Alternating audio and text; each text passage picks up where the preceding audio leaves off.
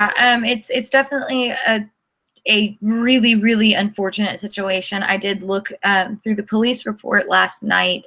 This happened over the weekend, but Mario Pender, running back for Florida State, was arrested. There was a call made from a neighbor, a 911 call. The neighbor stated that she heard a woman screaming and saw a man pulling a woman into the house by her hair.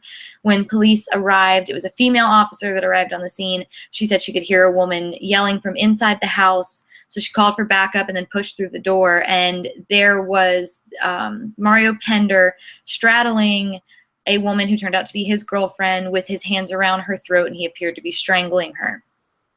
So the officer at gunpoint was able to get Pender to get up off of his girlfriend. And, she kind of began asking questions. The girlfriend stated that they had been dating just over a decade, had a child together. I didn't see anything in the police report about the child being present. Hopefully the child was not. But she made a statement to the officer about, Pender was angry, but he didn't mean to hurt me. Relationships never end well, said something to that effect. She was bruised. She had a bruised eye and scratches on her chest and her neck.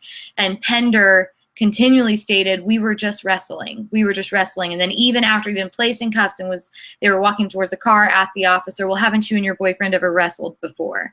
I don't know if he was trying to downplay it. I mean, that's what one would assume. Or if he really, in some place in his head, felt that that was some sort of justification for what was going on.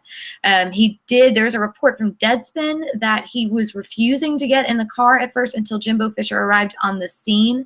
There's no confirmation anywhere that Jimbo Fisher ever actually arrived, but at first it appears that maybe Pender was refusing to get in the car.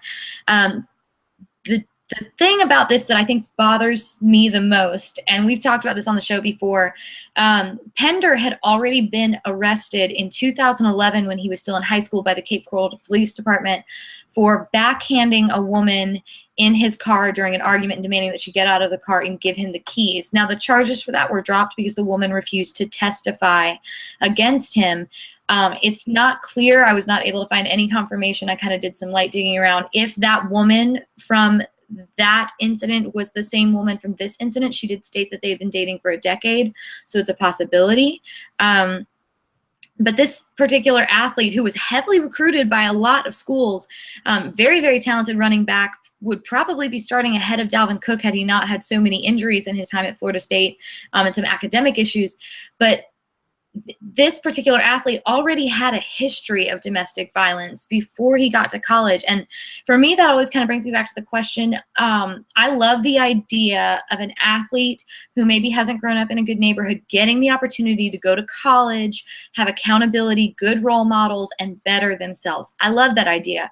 The problem with that idea is that when you've got players like this and they don't use that opportunity to straighten their lives out, you end up with athletes that are on a national stage doing things like this. And it's particularly problematic, obviously, for Florida State because last year they had 2 players arrested in July for incidents with women. And then obviously the year before that, you had the issue with Jameis Winston.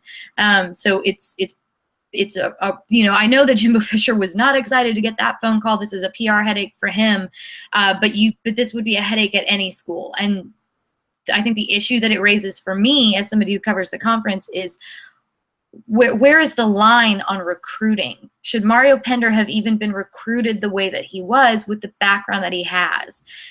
Because this is obviously a repeated behavior. And he was easily dismissed from the team because the officer saw him strangling his girlfriend as soon as the officer walked in. There was no question. This was an easy decision for Jimbo Fisher and the staff at Florida State to make. But should this decision have been made in 2012? So I'm right there with you, Brittnee. I think you raise a great point. Nick Saban, as far as I'm concerned, has been the most vocal in recent years in regards to protecting players. And I don't mean that in a bad way. I mean publicly stating, hey, we have some kids who have gone down a wrong path, and we're going to give them another chance. We're going to give them all the help we possibly can. We are not going to, they're going to have to serve penalties, but we are going to give them second and I think at times third chances. I'm right there with you. Most of us can't relate to some of the upbringing and background that these kids have had to deal with.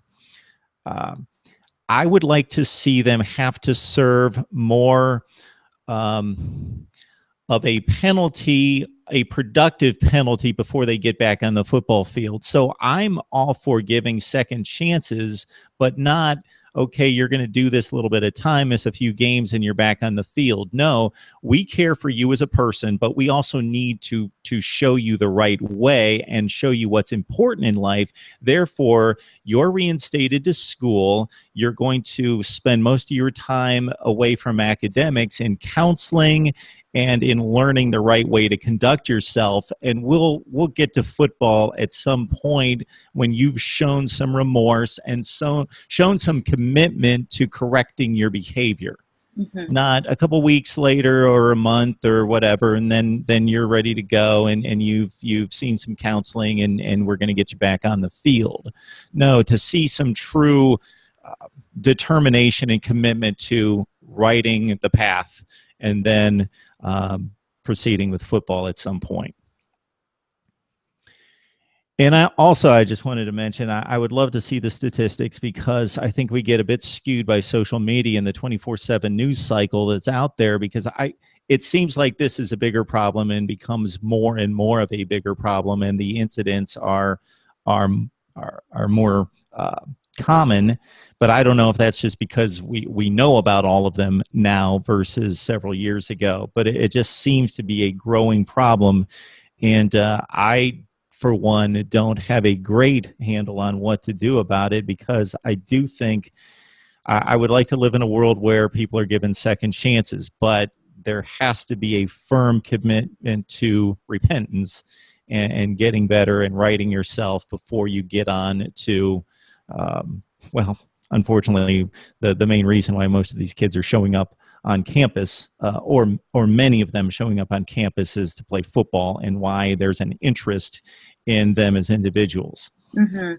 Yeah, I would agree with you there. I think that the reason that we hear more about it, I don't know if it's more common, but definitely the reason that we hear more about it when it does happen, I think, is because of, the advent of social media and how quickly stories can get out now. And, you're not able to keep things as discreet as you were able to do 15, 20 years ago.